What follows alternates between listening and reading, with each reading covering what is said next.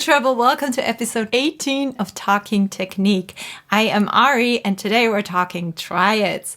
Now, that little snippet I just played by Bob Marley from the song Stir It Up contained triad structures.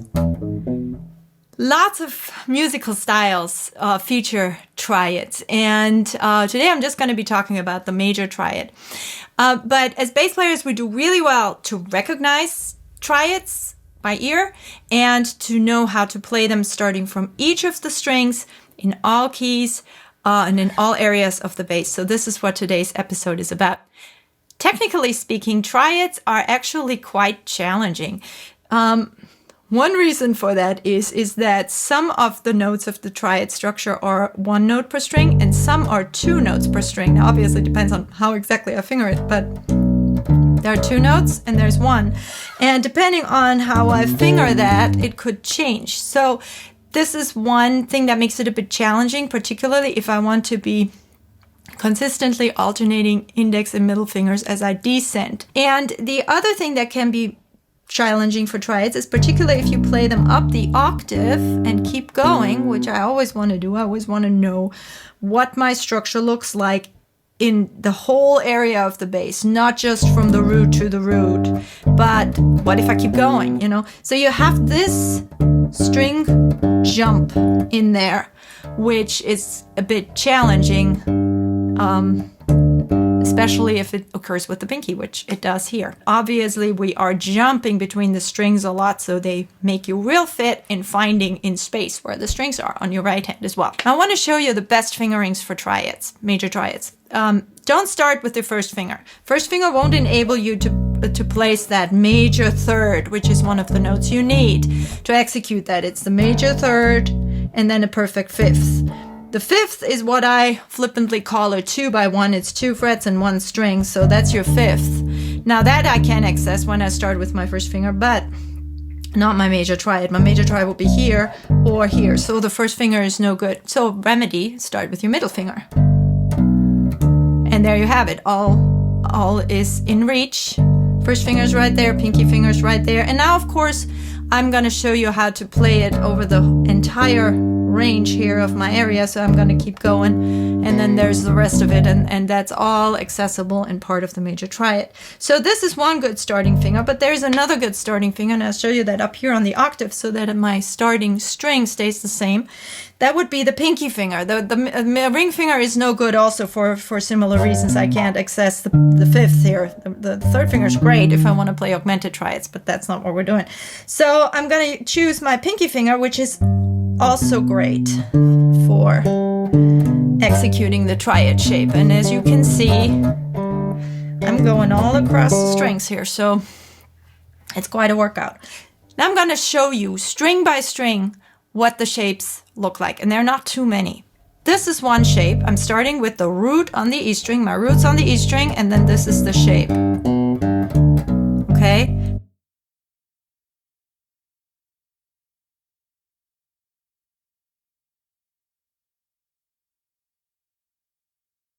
Then I could also start with the pinky on the E string, and my shape looks like this. So I go root, third, fifth, and the octave is up there. This is an octave. It's a shape we often tend to forget that there's an octave. If you go from 4 frets over and from the lowest string to the highest string, that's an octave.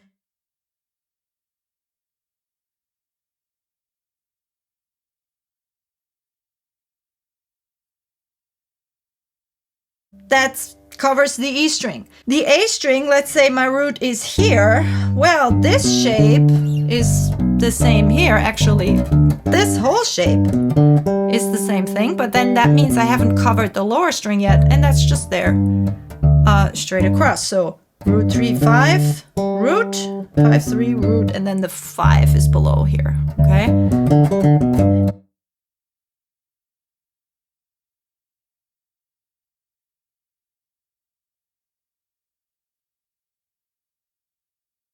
Could I play this shape starting with the pinky finger, which is again my other preferred finger? Yes, absolutely. And then I would have the fifth here, but then I could also reach the major third down here. So this is another great shape. That's my root right here, and then I keep going and extending it to the lower string.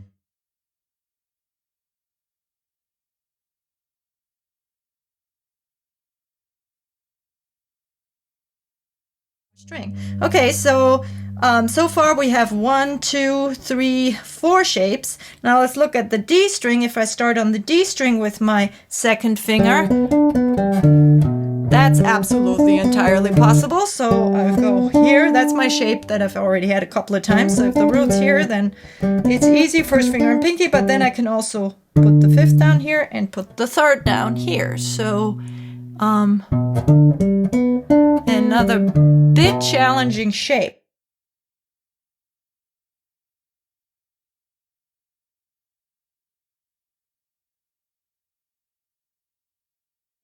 Here.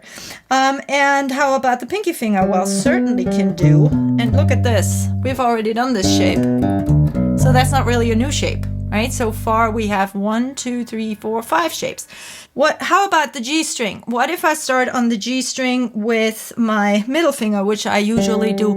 But this is one instance where that actually doesn't work out so well, because I'll show you how it doesn't, because I have no other string unless I use my 6, but if I go down, then I want to go down, and then I cannot reach my root. So on the G string, put your root where the root is, and then you access this shape, which we already had, so we're not counting it as an extra shape. How about the pinky finger? Well, look at that. That's also a shape we have already had. So there are only 5 shapes total. Number 1. Number 2. Both of those start with the root on the E string. Number 3. Number 4. Both of those start with the root on the A string. And then we have this one more shape right here that starts here with the second finger. This is a lot of material I'm giving you here in a very short video. Typically I would take players through a step-by-step process where I lay out this material in a systematic fashion. So these are sort of the cliff notes. Enjoy, put them to good use. It's totally worth it to learn those shapes and have them under your belt.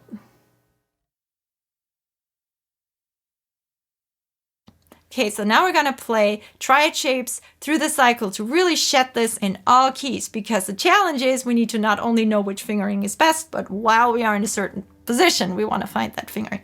So I'm going to go through all keys, and I will be giving myself the assignment that I have to stay in an area unless I absolutely cannot access a note that I need. Then I'm allowed to go up 1 fret. If I keep that up, then I'm going to end up all the way on the end of the fretboard. I'm going to give you a quick rundown on what I'm about to do. I'll break it down for you. So I'm going to start in this area of the bass with the C. And in this area I have 2 C's. So here could be on the downbeat. And then the next one is F. That's the shape I have for F, right? And the shape is always determined by where in this area do I have the root, either on the 2nd or the 4th finger, okay? So either the C I have here and here, and the F I only have here, and that's that other shape, right? And then the B flat I have here, and the rule is if the root is on the G string, then I have to use the 1st finger. So that means this is the first spot where I have to move, and I will move by 1/2 step. Then I'm gonna go to the E flat, which is next. So the root here is on the A string. That's this shape. Then the A flat's easy. That's here or here. And then the D flat, the root is here. It's this shape.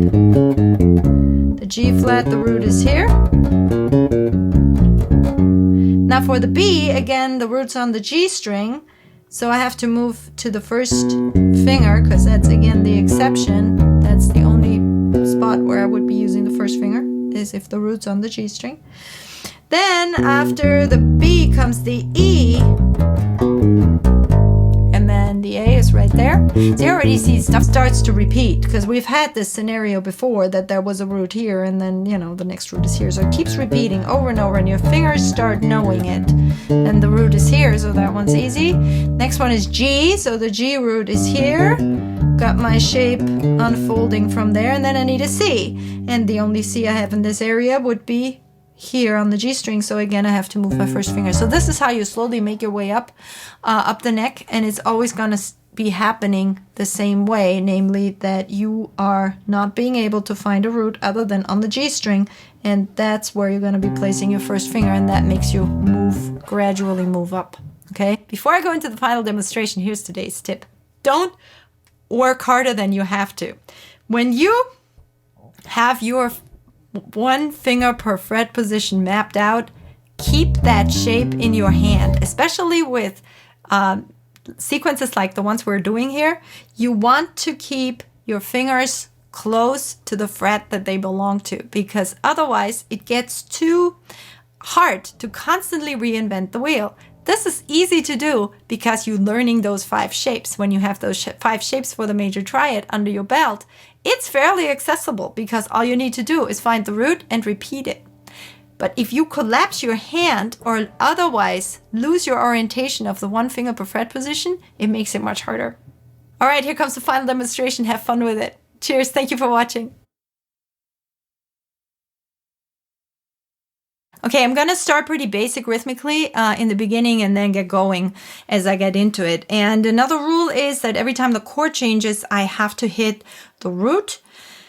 And then I can jam up and down from there as I please, as long as I use just triad material, major triad. And the other rule, of course, is that I have to use one of those 5 shapes that we identified earlier. If it doesn't fit into the area where I am in at the moment in its entirety, I'm allowed to move 1 fret in this direction. Okay, cool. Start with C. F. B flat. E flat. A flat. D flat or C sharp. G flat or F sharp. B or C flat. E. A.